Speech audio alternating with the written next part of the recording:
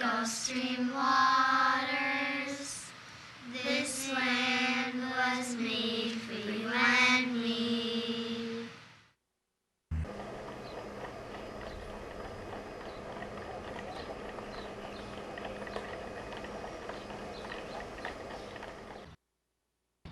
Thank you for joining us for Trips and Tips with Klein Tours. I'm Allison Klein Sherman, and I'm here with my mom Adele today, and we're excited to explore Lancaster County and its farmland and learn about the Amish experience. We're here with some beautiful horses. You can take a horse and buggy ride here in Lancaster, and that's just one of the many things that you can do here at the Amish experience. We're here at the gardens in front of the Amish Country Homestead. Tell us a little bit about this area of your property. Well, when people come here and take a tour, one of the things we can't normally do is take people right inside an Amish house where people are living or go into a one-room school. So the Amish Country Homestead here is our opportunity to show people the inside of things. Okay. So we have a one-room school with desks that actually came from a real Amish school. Wow. It's decorated with the help of an Amish teacher. And then the other 8 rooms of the house are the living room, the bedrooms, and so forth. And so we can talk about the plain clothing, how the Amish live without electricity. I think one of the important things that we do on all of our tours here is we try to interpret. So we're not just guides, but we want to explain why the Amish do what they do. For example, why can they have a bottle gas refrigerator but not an electric one? Why can they ride in a bus or a car but they have to drive a horse and buggy when they're riding on their own? So the way our house is set up, we try to portray the way the Amish live today, because the Amish are always changing and evolving in their lifestyle. And for that reason, we are the only Amish house tour that's been designated a heritage site by Lancaster County. So we really try to portray the Amish as accurately as we can. And to give people an idea, the things in the house change from time to time as we see new things that the Amish are accepting or adopting in their furnishings or way of life. It really is amazing to see how they're functioning in our world today with all of the things that we have offered to us and the choices that they're making as far as what is acceptable and what's not acceptable. And it's a balancing act. And we like to say that in our world too, with all the technology, we have to decide as well, you know, how are we going to let our kids stay in front of the internet all day long unsupervised? I don't think so. So we all have to deal with the impact of technology on our lives. And the Amish have their way of doing it, revolving around family and community. And we have our own way of determining how we're going to handle technology. Tell us a little bit about these gardens here. It's amazing, the fruits that I'm seeing in front of me here. Well, the whole idea here is, first of all, most of the Amish have a little family garden, and they're usually very well kept.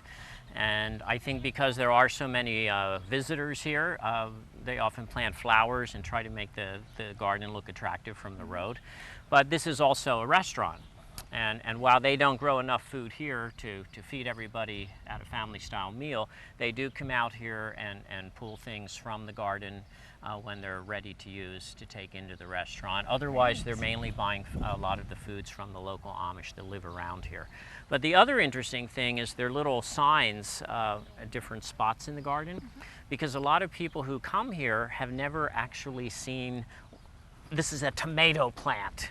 Okay, in the supermarket they just come in boxes, okay, or they're sitting there, right? Tomato, and so you'll see a lot of people who will walk around here, spend 15 minutes or so looking at all the signs, seeing what all these vegetables look like while they're growing. And I only recently saw Brussels sprouts on a stalk. I never really knew what Brussels sprouts looked like when they were growing. So, you know, I'm not exactly a city kid, but there are just a lot of things like that especially people from the city are not familiar with. Great educational tool as it well, is. Yeah. It's beautiful. I think the only temptation is not, you know, pull a tomato off and eat it. Yes. Well, here in the boys' room, we'd like to talk a little bit about Amish clothing, and obviously Here is what most of the Amish are going to be wearing.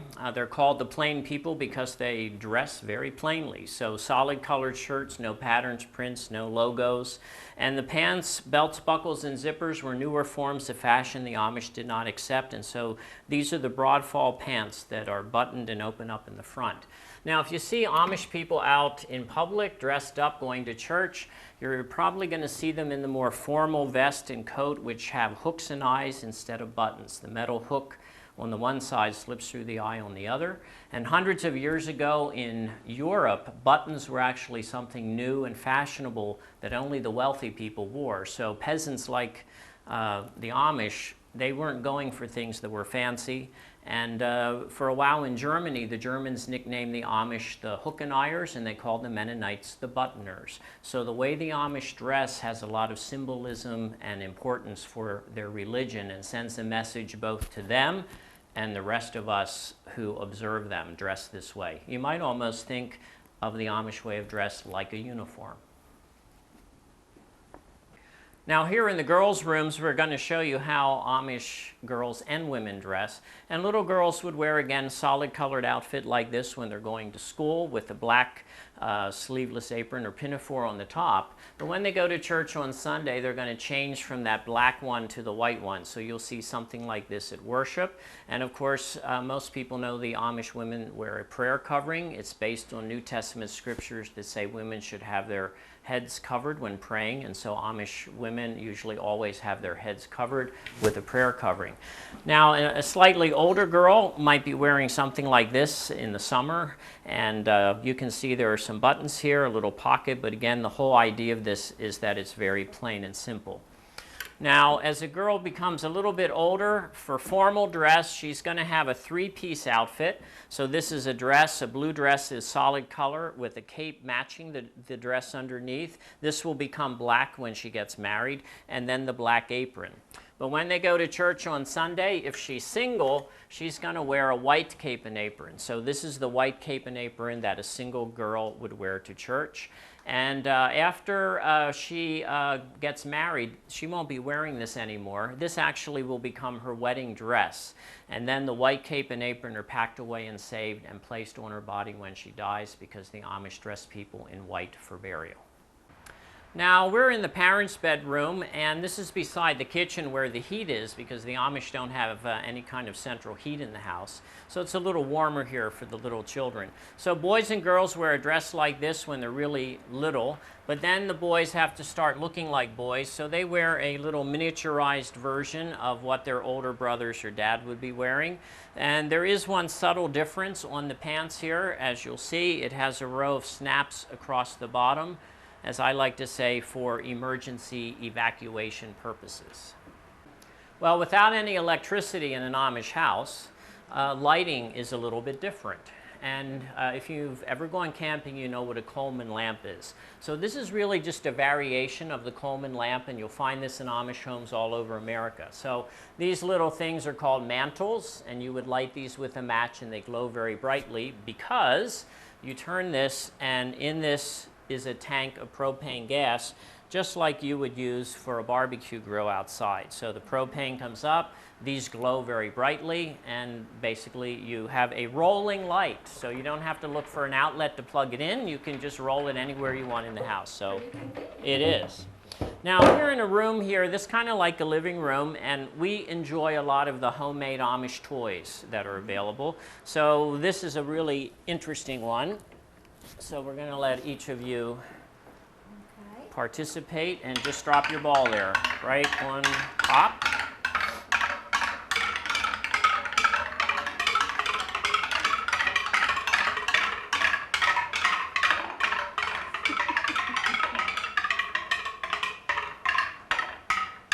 Now, a lot of people see this and think this is a great toy for their grandchildren, and it is, except they never stop playing with it. So just a word of warning, okay? And I'm sure that the Amish, they're so good with woodworking, they obviously make that toy. Well, you can find all kinds of marble rollers, and we like to collect them here in our house just for fun, so people can see them and enjoy them, because I don't think marble rollers are just for kids.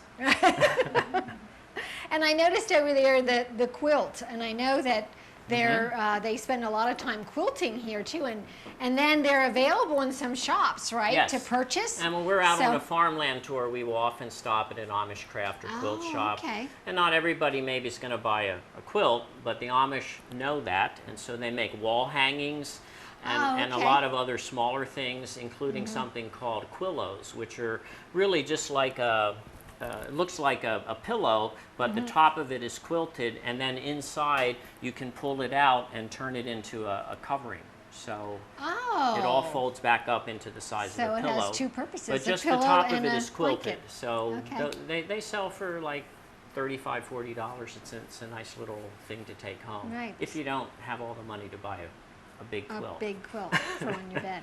Right, very good. Now, as I was looking at this toy and hearing the noise that was making, it came to mind that do they play instruments? Do the Amish play instruments? No, the Amish generally do not play instruments. Oh, okay. We know one Amish lady who plays the harmonica, and she's pretty good at it, but generally speaking, instruments are not something you're going to see the Amish playing. Even at church, they're singing a cappella in unison without any musical accompaniment. I don't know if you can pick up this one over here. My goodness, what happened to all the marbles? Yeah. Well, I'll get some from over here. Oh, right here, there's some on the top. Somebody made a nice little... I don't know why somebody put them there. All right. This one is really amazing. You'll have to kind of follow where the marble goes. This is the most complex marble roller we've found.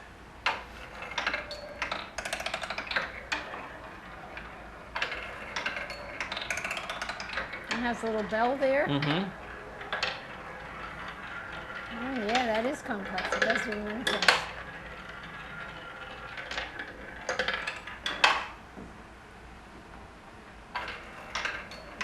Yeah, go crazy.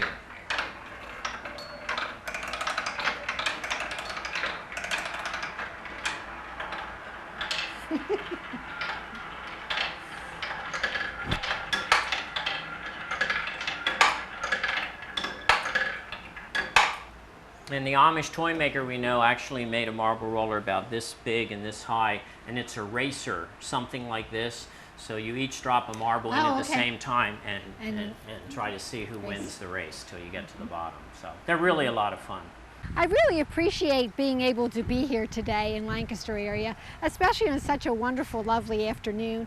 And the flowers are gorgeously in bloom, and Brad here has been such a wonderful host to us. And we would really love to host your group coming over to this area. I know there's so many special things right here at the Amish Experience, and Brad is going to share another opportunity that you have here. Well, behind us is the Amish Experience Theater, where we also were seeing a little of a Magic Lantern show, but we have a story called Jacob's Choice. It deals with an Amish boy doing Rumspringa. We try to make it very authentic, and we bring in some of the story of the Anabaptists who were persecuted in Europe and how they came to America. It makes use of many special effects. Pepper's Ghost, there's wind and rain in the theater, a cannon goes off. So it's very entertaining, but it's also a very serious story. And it's designed to give people a more personal view of what it's like being Amish. And in addition to all the things we've already talked about, we have several theme tours for your groups. We have an Amish wedding. We have a one-room to Rumspringa tour. We have an Amish visit in person tour, which is a designated heritage tour where we actually visit and talk to Amish people. We have a school teacher come in and do a session in our schoolroom. We have a Quest for Freedom tour that touches on the Underground Railroad and the Amish. We have a cooking tour where people actually can get to make some shoe fly pie and chicken pot pie dough. So there are all kinds of theme tours that we have. And we can also arrange for a buggy ride, just as you saw on our farmland tour, some of those carriages were going by us. So we have a wealth of activities and things to do, whether this is your first time or your 10th time. Thank you so much, and you will enjoy the opportunity, and it encompasses so many different activities and interests, as Brad has mentioned. So please get your groups together and give us a call, and we'll set you all up for a wonderful afternoon here in Lancaster County. Mary, Mary, please hurry. President Lincoln paced the floor, waiting for his wife. He was at peace, though. Just 6 days earlier, General Lee had surrendered at Appomattox. His family was no longer fighting his family. "Mary, please hurry up, we'll be late." Soon they would head to the theater to see a play called Our American Cousin. Just after the theater and the show started, a man crept into the balcony where President Lincoln and Mrs. Lincoln were sitting. He was brandishing a pistol. He aimed and he fired, and then leapt the balcony and landed on the stage, breaking his leg. As he limped off stage, he stopped and faced the audience, and he said, "Sic semper tyrannis," thus always to tyrants. And then he escaped. President Lincoln was carried across the street to the Peterson house. And as he lay dying, Edward Stanton, his Secretary of War, said, "Now he belongs to the ages."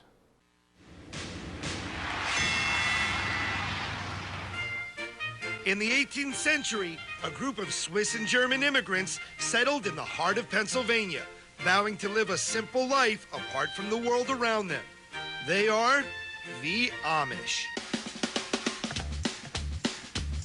My quest for the ultimate feast from west to east has brought me to Lancaster, Pennsylvania, the heart of Amish country, where Plain and Fancy Farm has been dishing up farm-to-table feasts for over 50 years. From platters of crisp golden brown fried chicken to succulent beef roast served with a cornucopia of farm-fresh veggies, this Amish feast is a true taste of hearth and home.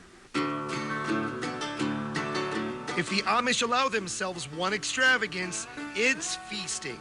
And Plain and Fancy, supplied by local Amish farms, offers a chance to chow down Amish style. What are the advantages that you find flavor and taste-wise in actually taking the vegetables from here directly to the restaurant? It's just got that fresh from the farm taste to it, and it's wonderful. A Feast at Plain and Fancy is an 11-course sampling of Amish country's greatest hits.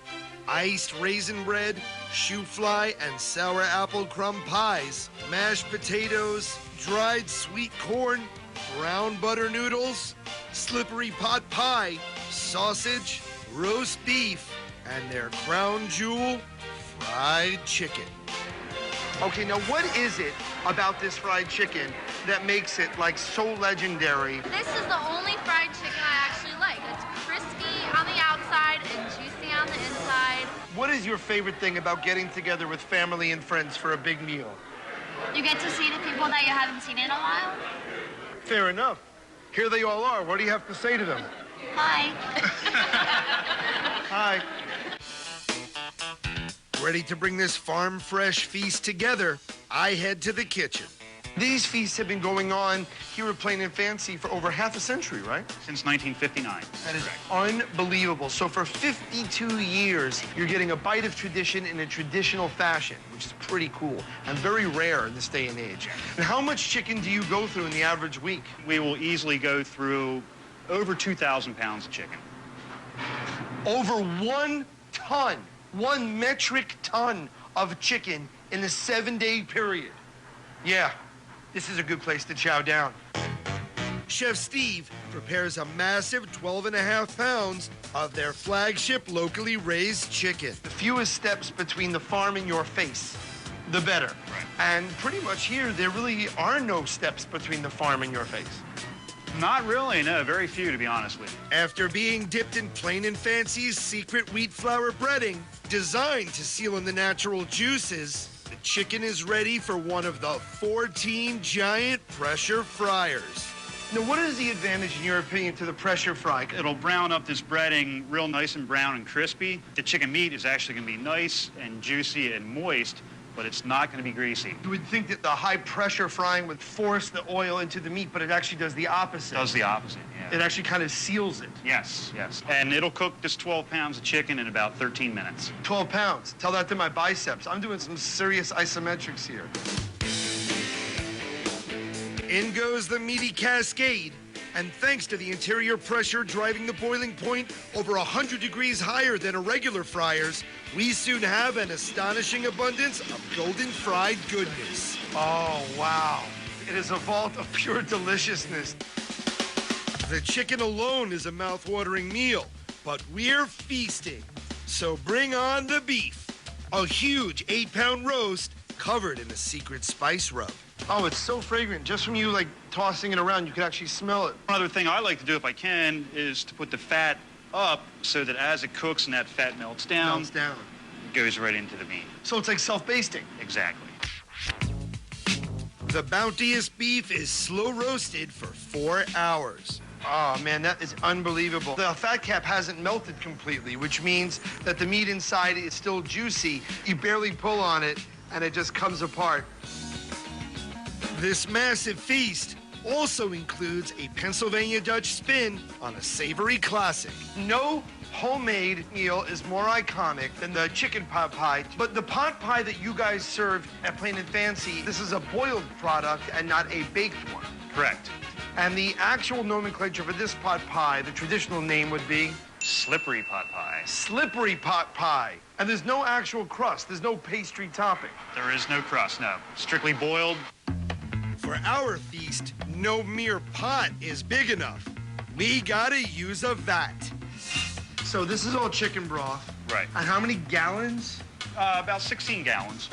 Wow, you could help a lot of Jewish boys through heartache. Chef Steve adds carrots, onions, celery, and a whopping 30 pounds of chicken. 30 pounds to 16 gallons of broth. While that's happening, we're gonna move on to the fun part of making pot pie. Which would be? Rolling out the dough. And then what are we gonna actually make it into? If not a crust, what are we gonna have? Noodles. To make the noodles, Plain and Fancy has a one-of-a-kind culinary contraption. Ever seen one of those before? Whoa. I could like slice 8 pizzas at once. Wolverine, the later years. The X-Men weren't paying him enough, so he went into the pizza business.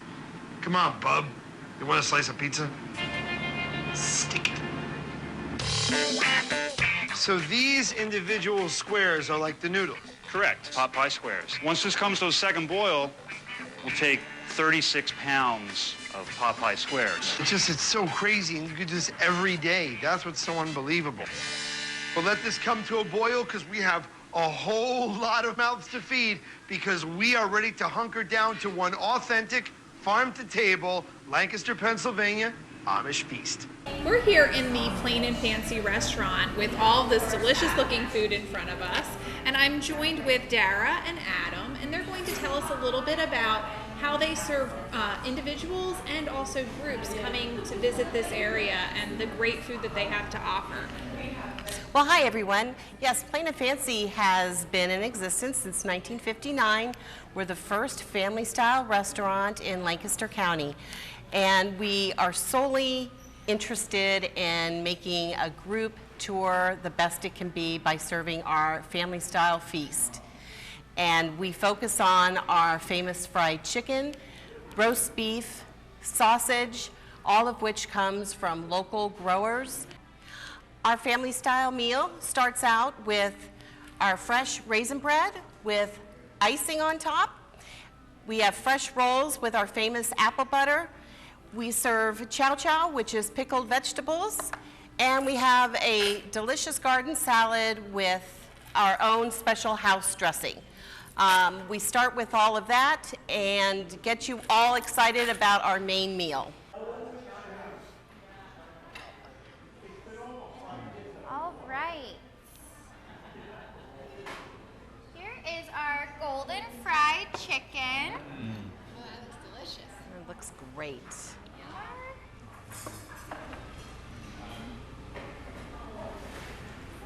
We have roast beef in a jus sauce. Smells good. Peppered pork sausage. Homemade mashed potatoes. Just for you, Allison. Chicken pot pie. Eat it all, I'm Ours is made with homemade thick noodles rather than crust. Oh, So it's kind this of is the like, kind I like. yeah, it's a little like chicken and dumpling. And then we have our vegetable medley. It's carrots, yellow beans, and green beans. Right from the garden, I'm sure. Brown buttered noodles. And then we have fresh corn off the cob. A summer favorite. You are. There we go. And of course, we have There's gravy then. Thank you so much. This Welcome. looks And this delicious. is all you can eat, so if you need any refills, just let me know. Enjoy your Thank you meal. so much. Thank you. Thank you. Welcome. I don't even know where to begin.